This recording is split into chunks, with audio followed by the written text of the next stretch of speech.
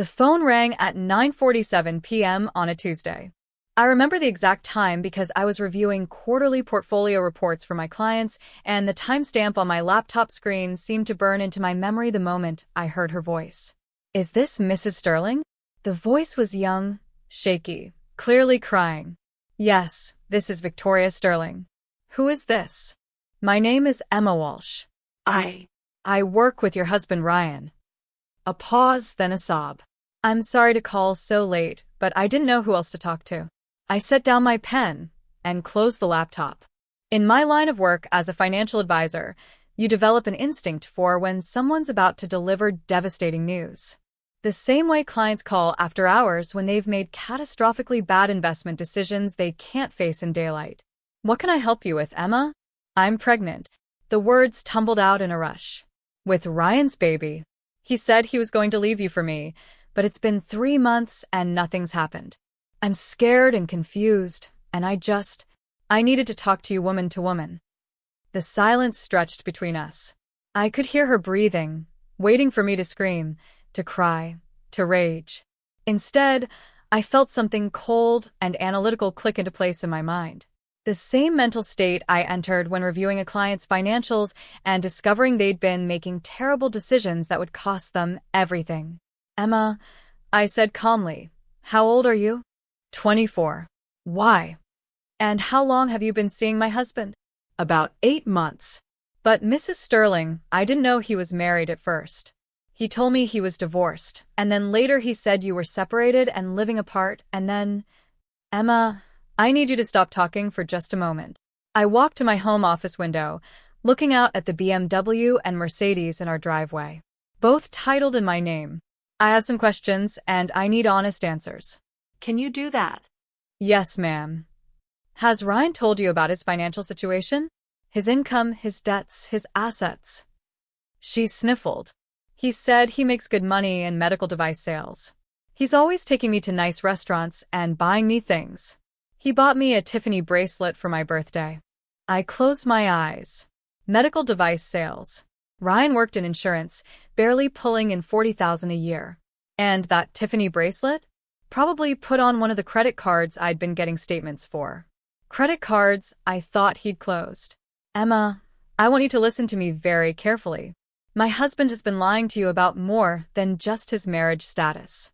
Would you be willing to meet with me tomorrow? I think there are some things you need to know." Yes. "But Mrs. Sterling, what about the baby? Ryan said he wanted us to be a family. We'll discuss everything tomorrow." "But Emma, don't give Ryan any money, don't sign any papers, and don't make any major decisions until we talk. Promise me." After I hung up, I sat in my office for exactly 10 minutes, allowing myself to process what I'd learned. Then I opened my laptop and got to work. First, I logged into our credit monitoring service. Ryan's credit report made my stomach turn. 7 new credit cards in the past year, all maxed out. A personal loan for $30,000. Another loan against his 401k. A line of credit secured against what? He didn't own anything that could serve as collateral. I called my business partner Sophie, despite the late hour. "Vic? What's wrong?" "I need James Morrison's direct line." Now." "The divorce attorney?" "Honey, what happened?" "Ryan's having an affair. The girl is pregnant. And he's racked up over $200,000 in debt I knew nothing about." Sophie was quiet for a moment. "Jesus. Are you okay?" "I'm fine. Better than fine, actually. I'm thinking clearly for the first time in months." She gave me James's number, and despite the hour, he answered on the second ring. High-powered attorneys know that emergencies don't keep business hours. "James, it's Victoria Sterling. I need to see you first thing tomorrow morning." "What's the situation?" I gave him the basics. The affair, the pregnancy, the debt. He listened without interruption. "Victoria, I need to ask you something, and think carefully before you answer. What assets are in your name only?" I'd been keeping meticulous financial records since the day I started my own firm. The house was mine, purchased before our marriage and never refinanced to add Ryan's name. The cars were titled to me. The investment accounts, savings, even the checking account Ryan used were all under my name only. I'd kept it that way because of his terrible credit and impulse spending, telling myself it was just practical. Now I realized it might have saved my entire financial future. Everything, I told James. Every asset we have is legally mine. And his debts. All in his name. I never co-signed anything because his credit was so bad. James was quiet for a long moment. Victoria, I don't want to sound callous, but you may have unconsciously set yourself up for the cleanest divorce I've ever handled. Can you be in my office at 8 a.m.? After I hung up, I poured myself a glass of wine and sat in my living room, really looking at it for the first time in months. The furniture I'd chosen and paid for. The art I'd collected. The home I'd built.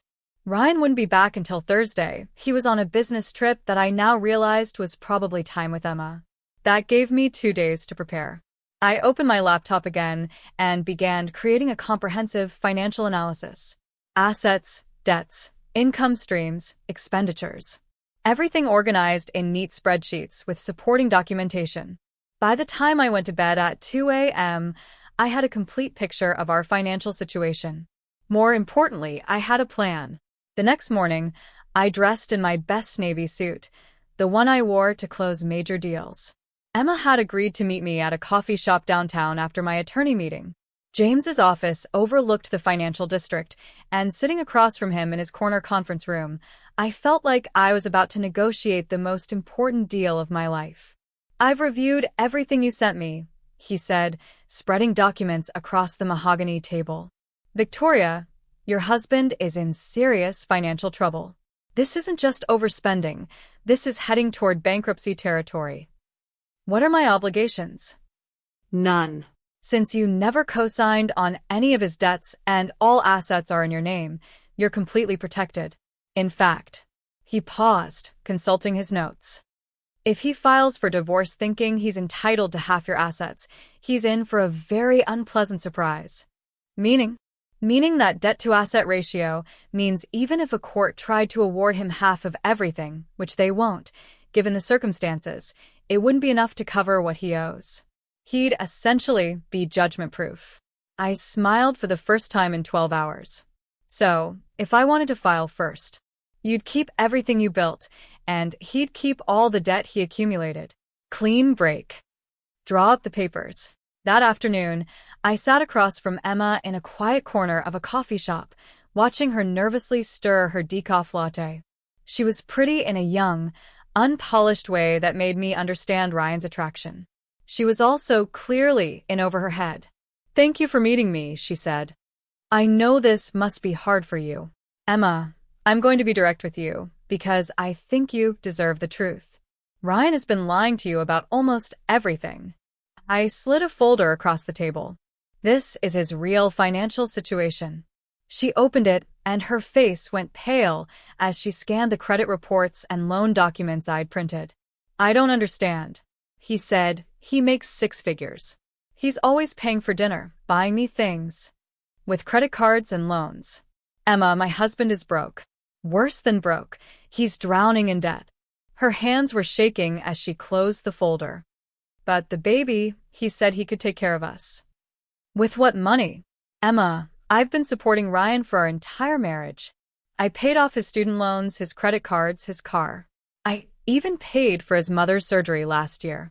The lifestyle he's been showing you, that's my money he's been spending." She started crying then, and despite everything, I felt sorry for her. She was a kid who'd believed the wrong man's promises. "What am I going to do?" she whispered. "That's not my decision to make. But Emma, you need to understand something important. Ryan can't provide for you and a baby. He can barely provide for himself." I stood to leave, then turned back. "One more thing. I'm filing for divorce. When Ryan finds out, he's going to come to you looking for support, emotional and financial. Just remember what I showed you today." As I walked to my car, I felt lighter than I had in years. For the first time in my marriage, I was about to stop being the solution to Ryan's problems and start being the consequence of his choices. Thursday evening, I was ready. Ryan's key turned in the lock at 6:30 p.m. on Thursday, right on schedule. I heard him drop his suitcase in the foyer and call out, Vic? I'm home. I was sitting in our living room with a glass of wine, the divorce papers neatly stacked on the coffee table next to a manila folder containing his complete financial profile. I'd spent the afternoon arranging everything with the precision of a boardroom presentation. In here, I called back, my voice steady. He appeared in the doorway, and I studied his face with new eyes. The slight tan from his business trip to Florida, which I now knew had been a romantic getaway with Emma. The expensive shirt I'd never seen before, probably purchased with one of his hidden credit cards. The guilty smile he was trying to mask with enthusiasm. "How was your trip?" I asked, taking a sip of my wine. Good, good. Productive meetings." He loosened his tie and sat in the chair across from me, his eyes flicking to the papers on the table. "What's all this?" "We need to talk." Something in my tone made him sit up straighter. "About what?" I leaned forward and slid the divorce papers toward him. "About Emma Walsh. About the baby she's carrying. About the $200,000 in debt you've accumulated behind my back." The color drained from his face so quickly, I thought he might faint. "Vic, I can explain." "No need." Emma called me Tuesday night. Sweet girl. Very confused about why her boyfriend's wife was answering his home phone. Ryan's mouth opened and closed like a fish. "She called you? What did she say?" "Everything. The affair, the pregnancy, your promises to leave me for her." I picked up the manila folder. "Then I did some research of my own. Did you know that personal loan you took out last month has a variable interest rate that's about to jump to 29%? "How did you?" "Ryan, I'm a financial advisor. Finding hidden debt is literally part of my job." I opened the folder and began reading from the top page. MasterCard, $15,000. Visa, $12,000. American Express, $18,000. Should I continue? He slumped back in his chair. "Vic, please. Let me explain. I never meant for any of this to happen." "Which part? The affair, the pregnancy, or the financial fraud?" "It's not fraud. Those are my credit cards, my loans. Paid for with money you don't have, while living in a house you don't own, driving cars you didn't buy." I stood up and walked to the window. "Ryan, you've been living a fantasy life funded by my income. The question is, what did you think was going to happen when I found out?" He was quiet for a long moment. When he finally spoke, his voice was small. I hoped I could figure it out before you found out. Maybe get a better job, pay things down, while supporting a pregnant mistress and planning to divorce me for half my assets?" His head snapped up. I never said I wanted half your money." I turned back to face him. "No? Then what exactly was your plan, Ryan? Leave me for Emma, but somehow keep access to my income? Or were you planning to stick around and have me support your second family too?" "I don't know." I wasn't thinking clearly. Emma got pregnant and she was scared, and I felt responsible. "You're responsible. For her, for the baby, and for every dollar of debt you've racked up." I sat back down and picked up the divorce papers. "What you're not responsible for anymore is me." Ryan stared at the papers like they were a death sentence. "Vic, please. We can work this out. I'll cut up the credit cards. I'll get help." "From whom?" "Ryan, your debt-to-income ratio is catastrophic. Even if you doubled your salary tomorrow, it would take you 15 years to pay off what you owe. And that's if you never spend another dime on anything but debt payments. Then help me. We're married. We're supposed to support each other." "Support each other?" I laughed, and the sound was sharper than I intended. "Ryan, I've been supporting you for 5 years. I paid off your student loans, your credit cards, your car. I paid for your mother's surgery. I've been your personal bailout fund since the day we got married." "That's not fair." "What's not fair is discovering that while I was paying your mother's medical bills, you were buying jewelry for your pregnant girlfriend." The doorbell rang, cutting through the tension. Ryan looked confused, but I smiled. "That would be Emma," I said, standing up. "I invited her." "You what?" "She deserves to hear this conversation. After all, she's about to become your financial dependent now that I'm not." I opened the front door to find Emma standing on our porch, looking nervous and pale. She was wearing a simple dress that couldn't quite hide her small bump, and her eyes were red from crying. "Thank you for coming," I said gently. "He's in the living room." Emma followed me back to where Ryan was now standing, the divorce papers clutched in his hands. His face went white when he saw her. "Emma, what are you doing here?" "I asked her to come," I said, returning to my seat. "Emma, please sit down. Ryan was just explaining his plan for supporting you and the baby." She sat carefully on the edge of the sofa, looking between us with wide eyes. "Ryan? What's going on?" Ryan shot me a desperate look. "Emma, I can explain. He's been lying to you," I said simply. "About his income, his assets, his ability to provide for a family." "Show her the papers, Ryan." "What papers?" Emma asked. Ryan's hands were shaking as he held up the divorce documents. She wants a divorce." Emma's face crumpled. "Because of me. Because of the baby." "No," I said firmly. "Because of him. Emma, this isn't your fault. You were lied to." I pulled out a second copy of Ryan's financial analysis and handed it to her. "This is your boyfriend's real financial situation." As Emma read through the documents, I watched Ryan's face cycle through panic, desperation, and something approaching calculation. I knew that look. It was the same expression he got when he was about to try to manipulate his way out of consequences. "Look," he said, his voice taking on the smooth, sales-pitch tone I'd grown to hate. "This is all fixable. Emma, Vic is upset right now, but she's not unreasonable. We just need to sit down and work out an arrangement that works for everyone." "What kind of arrangement?" I asked. "Well, you make good money. More than enough to help out while I get back on my feet. Emma needs support during the pregnancy, and after the baby comes." "Stop." The word came out harder than I intended. Both Ryan and Emma looked at me in surprise. "Ryan, are you seriously asking me to financially support your mistress and your illegitimate child?" "It's not like that." "It's exactly like that." I stood up and walked to my desk, pulling out one more document. "This is a financial projection I ran this afternoon. If you maintain your current spending while adding the costs of supporting Emma and a baby, you'll be bankrupt within 18 months. That's assuming you don't take on any more debt." I handed the paper to Emma. "Look at line 17.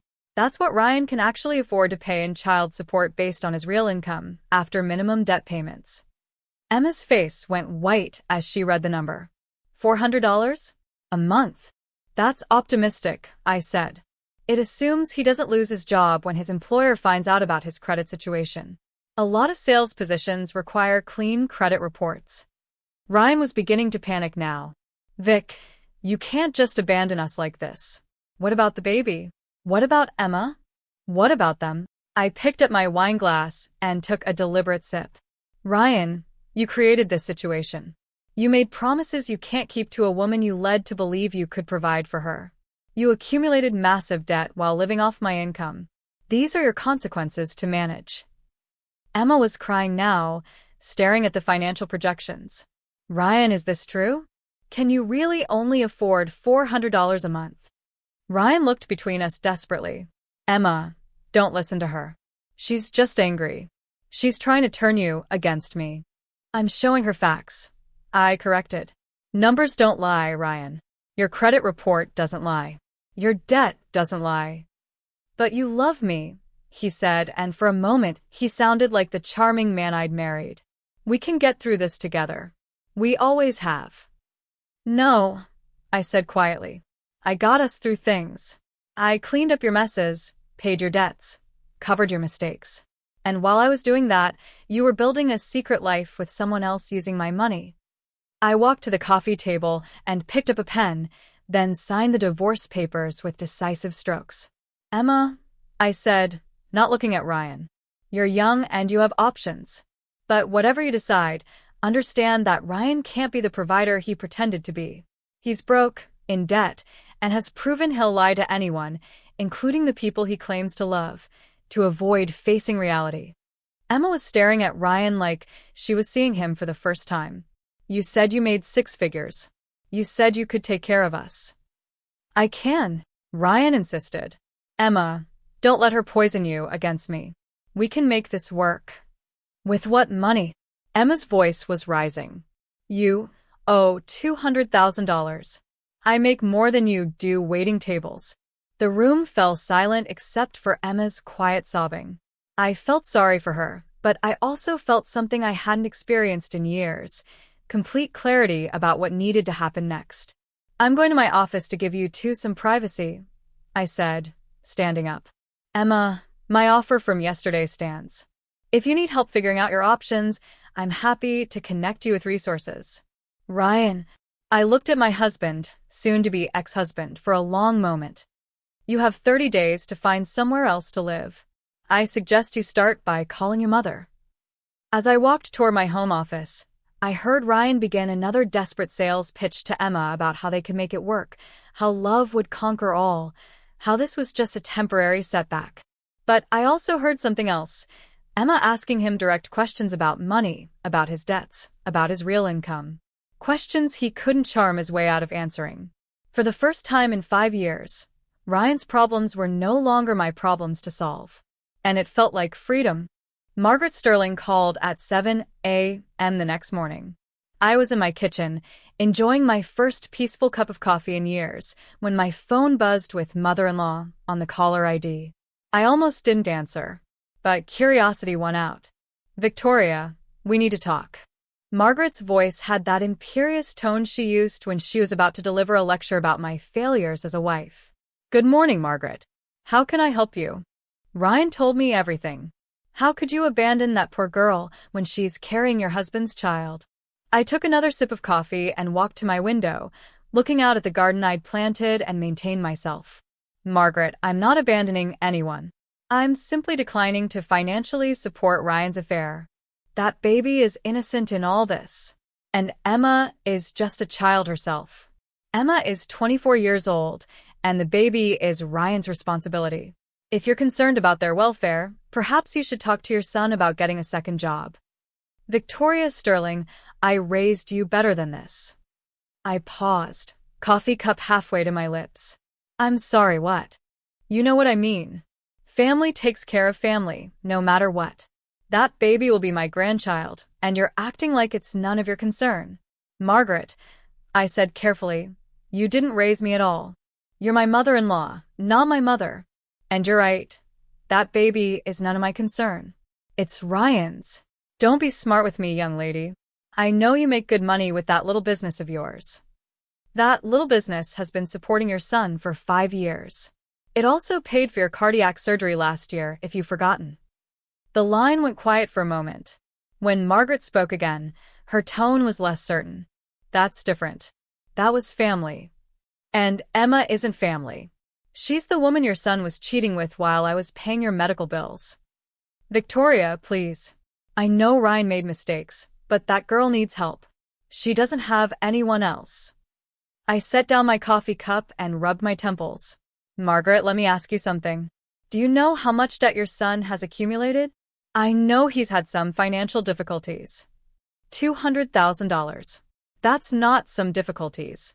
That's financial catastrophe. Did you know he took out loans he can't afford? Did you know he's been living off credit cards for months? Well, no, but did you know that if I stayed married to him and tried to help pay off his debts, it would wipe out my retirement savings, my business emergency fund, and probably force me to sell my house? Margaret was quiet for a long moment. I didn't realize it was that much. Of course you didn't. Because Ryan doesn't tell anyone the truth about money. He just expects me to keep solving his problems while he creates new ones. But Victoria, what about doing the right thing? I laughed, and it came out bitter. The right thing? Margaret, I spent 5 years doing the right thing. I paid off Ryan's student loans so he could start fresh. I paid his credit card debt so his credit would improve. I bought him a car, paid for his clothes, covered his share of every bill we had. I even paid for your surgery because Ryan couldn't afford it. And while I was doing all of that, he was sleeping with another woman and lying to both of us. I know he's made mistakes. Stop calling them mistakes. Mistakes are accidents. Charging luxury dinners for his girlfriend on credit cards while his wife pays the mortgage isn't a mistake, it's a choice. Getting Emma pregnant while lying to her about his ability to provide isn't a mistake, it's fraud. Margaret's voice got smaller. But what will happen to the baby? That depends on Emma's choices and Ryan's ability to grow up and face reality. But Margaret, I need you to understand something very clearly.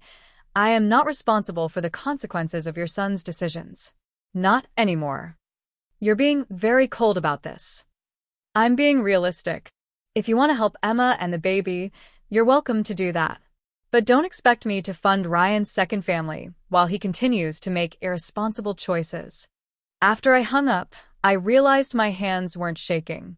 For the first time in years of conversations with Margaret, I felt calm instead of defensive. It was remarkable how much easier these discussions became when I stopped caring about being seen as the good wife. My phone buzzed with a text from Sophie. Coffee? I want to hear everything. An hour later, I was sitting across from my best friend and business partner in our usual cafe, watching her jaw drop as I walked her through the past 3 days. So let me get this straight, Sophie said, stirring her latte. Ryan's been living off your money while building a secret relationship with a woman half his age, got her pregnant, promised to leave you for her, and racked up massive debt in the process? That's the condensed version, yes. And when you found out, instead of having a breakdown, you hired a lawyer, filed for divorce, and called his bluff? I presented him with facts and consequences. He's the one who treated it like a bluff. Sophie shook her head in amazement. Vic, I've known you for 10 years, and I've never seen you this calm during a crisis. It's not a crisis, I realized as I said it. It's a solution. For the first time in my marriage, I'm not the one scrambling to fix Ryan's problems. How are you feeling about all of it? I considered the question seriously. Relieved. Free. A little angry that it took me 5 years to see the pattern clearly, but mostly relieved. And Emma? How do you feel about her? Sorry for her.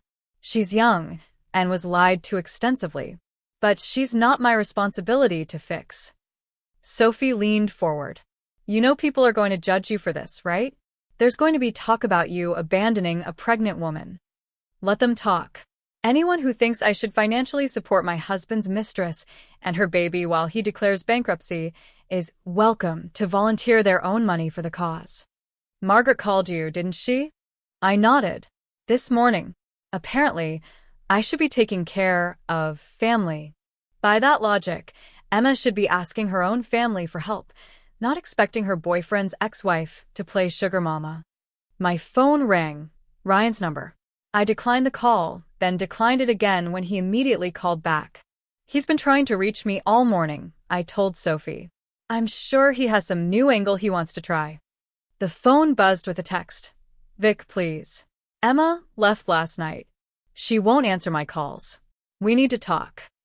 I showed Sophie the message. She raised an eyebrow. So, Emma figured out she was dating a financial disaster? Apparently. Smart girl.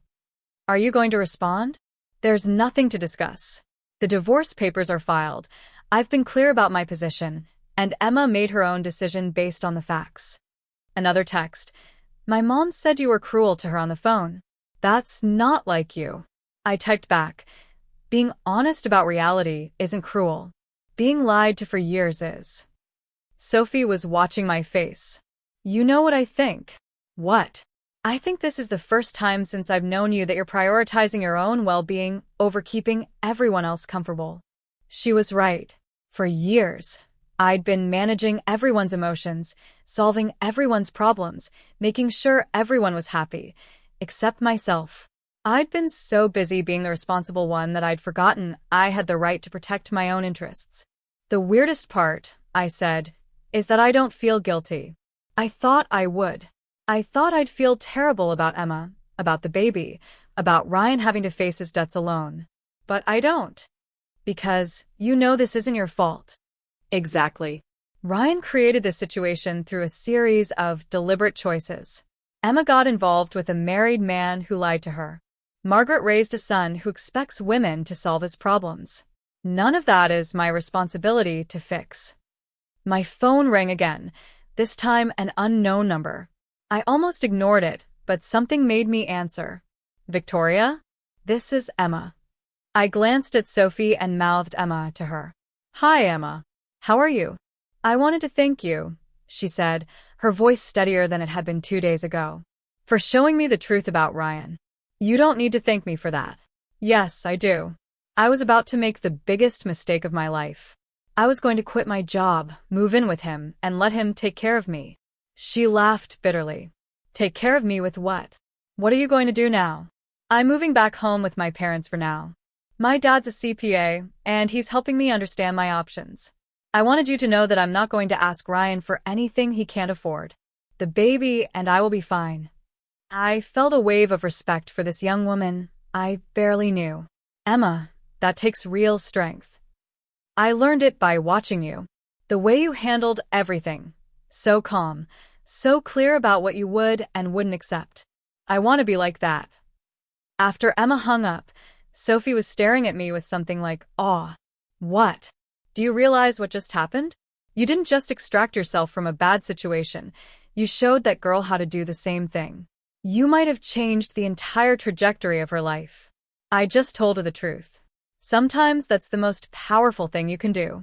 We sat in comfortable silence for a moment, watching the city wake up around us. I thought about Ryan probably sitting in our living room trying to figure out his next move. I thought about Margaret, likely calling everyone she knew to paint me as the villain. I thought about Emma, making mature decisions about her future despite being barely out of college. And I thought about myself, sitting in a cafe with my best friend, discussing my divorce with the same analytical clarity I brought to my clients' portfolios.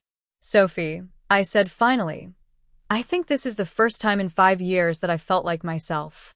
Good, she said, raising her coffee cup in a mock toast.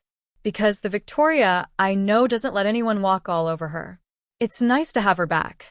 As we finished our coffee and headed back to the office, I realized I was looking forward to the rest of my life for the first time in years.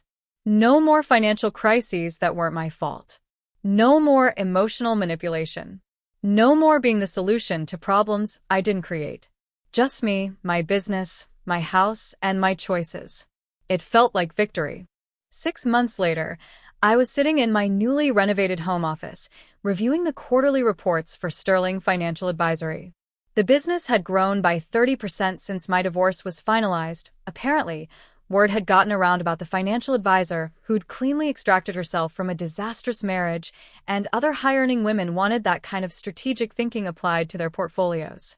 Sophie knocked on my office door frame. The new client consultation is here. Dr. Jennifer Martinez, the one whose husband has been borrowing from their joint accounts. Send her in. Dr. Martinez was a successful orthopedic surgeon in her 40s, impeccably dressed, but with the haunted look I'd learned to recognize in women who were supporting financially irresponsible partners. She sat across from my desk clutching a folder of bank statements. Mrs. Sterling, I've heard about what you went through with your ex-husband. I think I might be in a similar situation. I spent the next hour walking Dr. Martinez through the same process I'd applied to my own life. Asset protection, debt liability analysis, and strategic financial planning for various scenarios. By the end of our meeting, she had a clear picture of her options and a plan to protect herself regardless of what her husband chose to do. I feel like I can breathe for the first time in months, she said as we shook hands. Thank you for showing me that I don't have to keep being the solution to someone else's problems. After she left, I walked through my house, really looking at it. I'd redecorated after Ryan moved out, replacing his sports memorabilia and oversized furniture with pieces I actually liked. The space felt lighter, more authentically mine. The mortgage was paid down aggressively now that I wasn't covering anyone else's expenses, and I'd even started the investment portfolio I'd been putting off for years. My phone buzzed with a text from Emma. Baby girl arrived yesterday.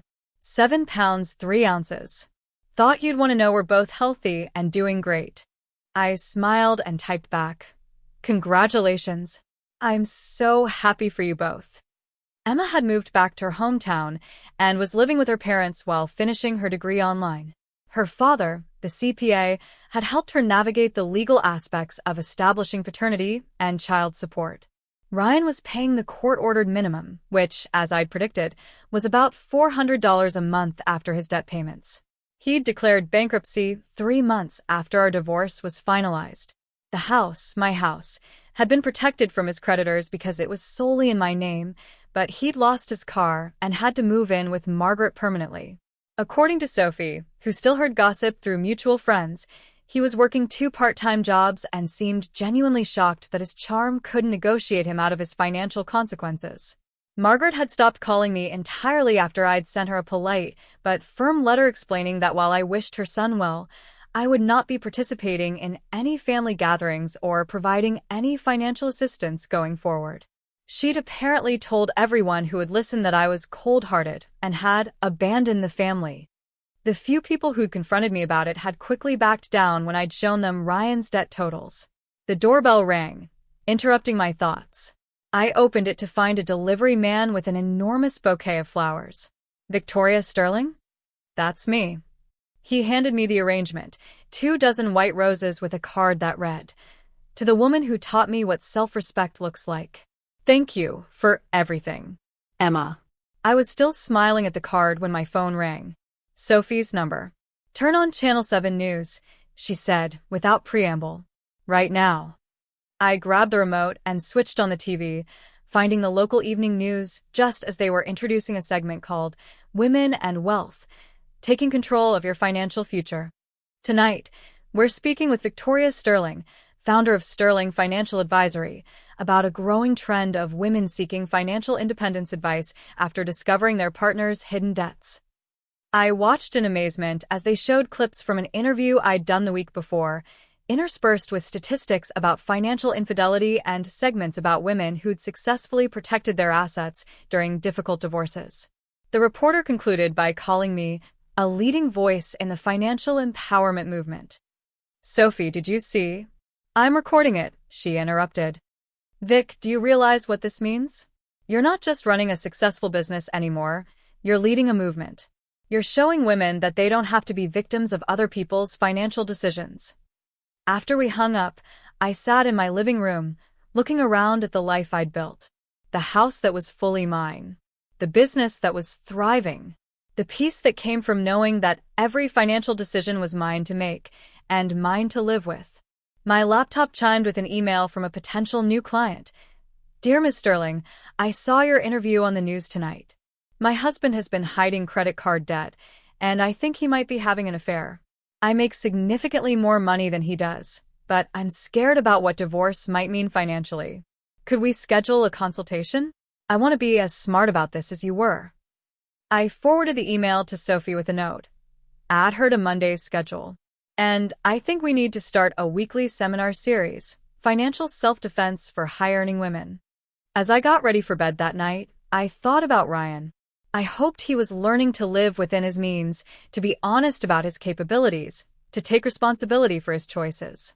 I hoped fatherhood would motivate him to become the man Emma and their daughter deserved. But mostly, I didn't think about him at all anymore. I thought about Dr. Martinez, who would sleep better tonight knowing she had options. I thought about Emma, building a stable life for herself and her daughter through careful planning rather than relying on unreliable promises. I thought about the dozens of women who'd reached out after seeing my interview, ready to take control of their financial futures. I thought about the business I was building, the movement I was apparently leading, and the life I'd created by refusing to accept being taken advantage of as normal. Standing in my bathroom, brushing my teeth in the house I owned outright, looking forward to a future I was building entirely on my own terms, I realized something profound. This wasn't just recovery from a bad marriage. This was the best version of my life I'd ever lived. Ryan had thought that leaving me would mean freedom from responsibility and consequences. Instead, it had given me freedom from fixing problems I didn't create, funding dreams that weren't mine, and accepting behavior that didn't meet my standards. His loss, quite literally, had been my gain. I turned off the lights and headed to bed, already planning tomorrow's client meetings and next week's seminar topics. For the first time in years, I was excited about the future, not because someone else had promised me something, but because I was creating exactly the life I wanted. And no one could take that away from me.